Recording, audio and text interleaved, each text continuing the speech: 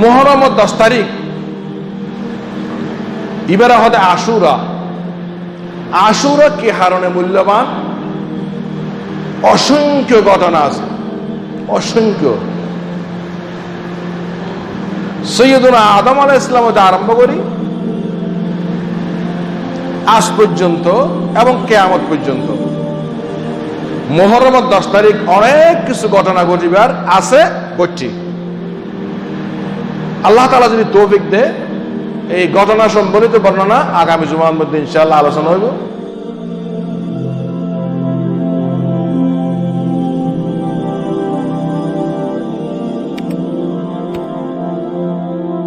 সম্মানিত উপস্থিতি, হাঁটে হাঁটে পা পা করে 1442টা বছর মদিনার জিন্দেগির তৈতে আর এই জীবন পর্যন্ত 1442 বছর অতীতই 43তম বছর শুরু হয়ে পবিত্র মাহে মুহররমের মাধ্যমে। মুহররম, আশুরা এই দুটো শব্দ মুসলমান জাতির কাছে স্মরণীয়, বরণীয়। এই দুটো শব্দ লই প্রাথমিক কিছু আলোচনা এবং হযরত হুসাইন রাদিয়াল্লাহু তাআলা আনহুর জীবনের তুন সংক্ষিপ্ত কিছু আলোচনা। পুরাপুরি জীবন আলোচনা করুন সম্ভব নয়, সংক্ষিপ্ত কিছু 2-1 টপকা আলোচনা আল্লাহ তাআলা যদি তৌফিক দেয় অল্প সময়ের ভিতরে করিবার চেষ্টা করছি ইনশাআল্লাহ।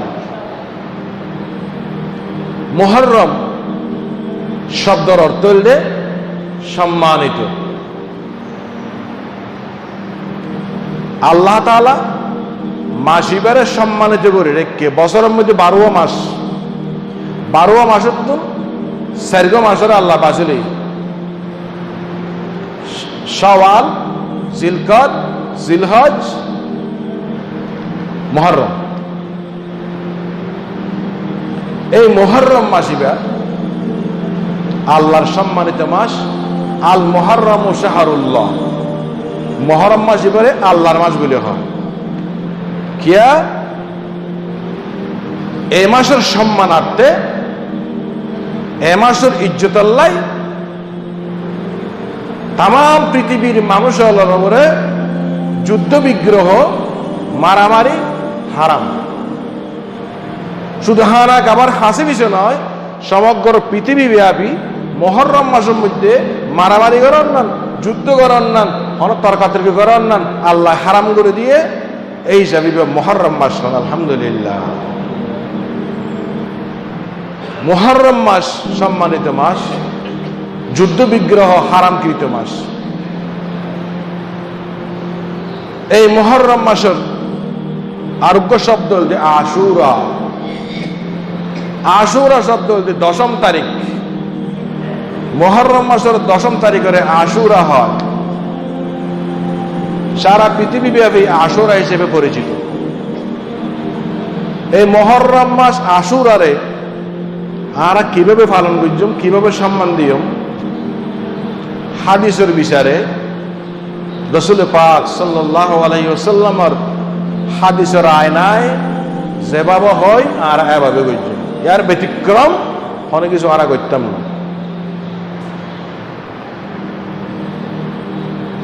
হিজরতের পরে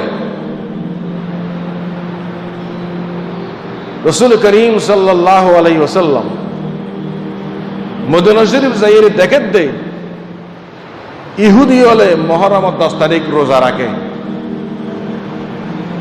আল্লাহ রাসূল ফুসার করল, তোমরা মুহররম মাসের 10 তারিখ কি আল্লাহ রোজা রাখো?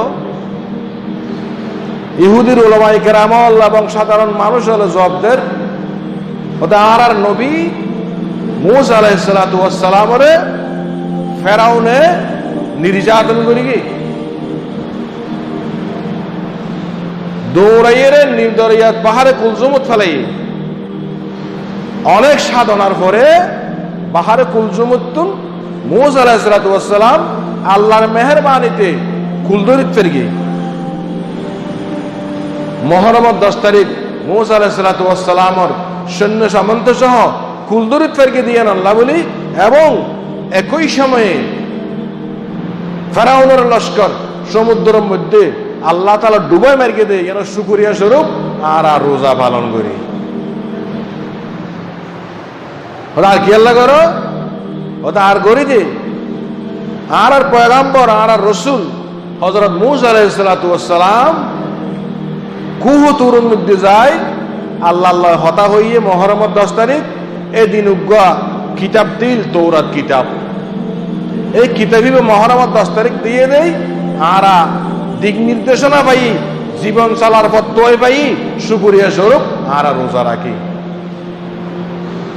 ঠিক আছে, তাহলে তোমার একখান হতা শুনো ইহুদি হল আল মূসা নাহানু আহাক্কু বিমূসা আলাইহিস সালাতু ওয়াস সালাম, নাহানু আহাক্কু বিমূসা আলাইহিস সালাতু ওয়াস সালাম, তোমার তুমবরে মূসা আলাইহিস সালাতু ওয়াস সালামের হক আর ওরে বেশি। আজি হইতে আই আদেশ করলাম ও আর উম্মতল মুহররমের 10 তারিখ তোমরা বেগুনের রোজা রাখিবে, বেগুনের রোজা রাখিবে, রোজারে ফরজ করে দিয়ে মুহররমের 10 তারিখ রোজা রাখন ফরজ হতে রমজানের 30 রোজা না ফরজ হওয়ার আগ পর্যন্ত।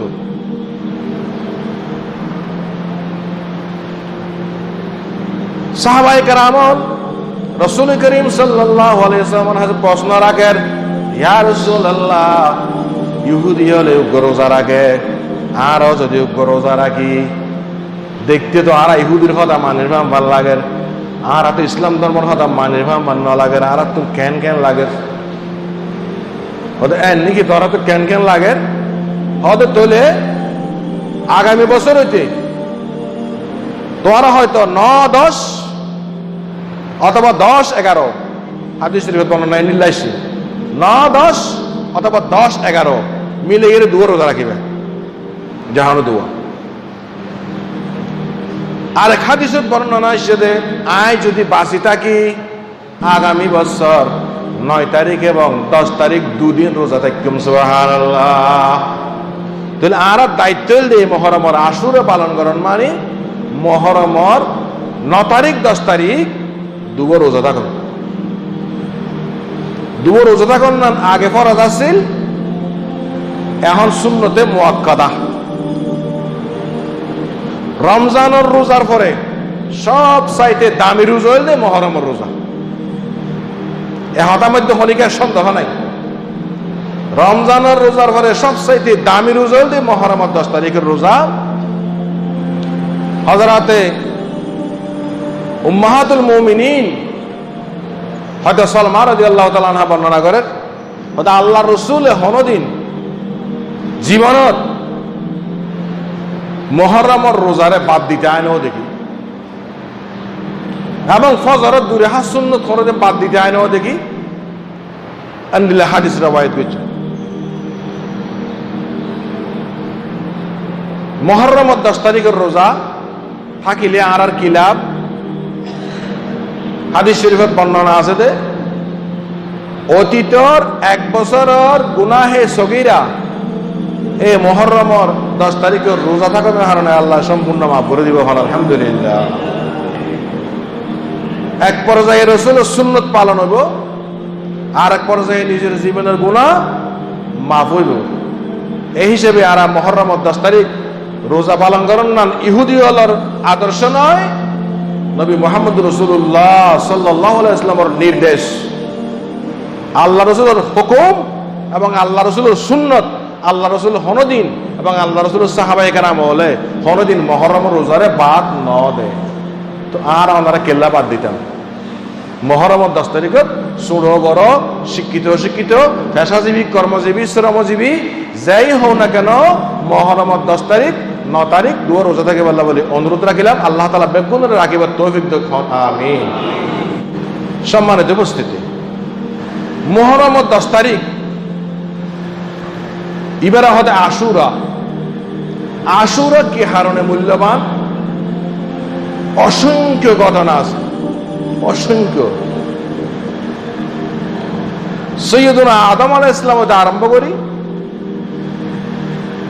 আজ পর্যন্ত এবং কিয়ামত পর্যন্ত। মুহররমের 10 তারিখ অনেক কিছু ঘটনা ঘটিবার আছে, ঘটছি। আল্লাহ তাআলা যদি তৌফিক দেয়, এই ঘটনা সম্বলিত বর্ণনা আগামী জুমার মধ্যে ইনশাআল্লাহ আলোচনা হইব।